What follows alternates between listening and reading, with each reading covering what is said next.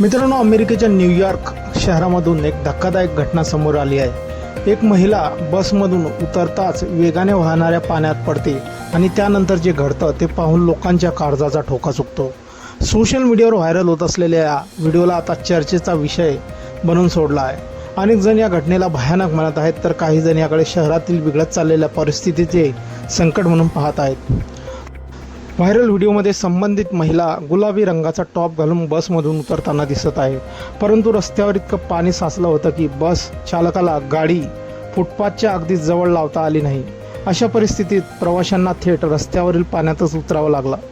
इतर लोक कसेबसे स्वतःला सांभाळताना दिसले, पण महिला जशी खाली उतरली तिला पाण्याचा अंदाज आला नाही। ती खाली पडली आणि पुढच्या क्षणी पाण्याचा वेगवान प्रवाह तिला वाहून घेऊन गेला। व्हिडिओमध्ये तुम्ही पाहू शकता की या घटनेनंतर आजूबाजूचे लोक अचानक कसे घाबरून जातात। महिलेला वाहून जाताना पाहून काही लोक तिच्या दिशेने धावू लागतात। सर्वत्र एकच गोंधळ उडतो। महिला खाली पडल्यानंतर तिचं डोकं आपटते, ज्यामुळे तिला दुखापत झाल्याची शक्यता आहे। मात्र अद्याप महिलेच्या प्रकृतीबाबत कोणतीही स्पष्ट माहिती समोर आली नाही आहे। व्हिडिओ व्हायरल झाल्यानंतर इंटरनेटवर लोकांनी बस चालकाबाबतही प्रश्नचिन्ह उपस्थित करण्यास सुरुवात केली आहे। अनेक युजर्स म्हणत आहे की जर बस फुटपाथच्या आणखी थोडी जवळ थांबवली असती तर कदाचित हा अपघात टळू शकला असता। एका युजरने लिहिलं आहे, ड्रायव्हर बस आणखी थोडी जवळ लावू शकला असता तर ती महिला सुरक्षित असती। न्यूयॉर्क सध्या मुसळधार पाऊस आणि चक्रीवादळाचा सामना करत आहे।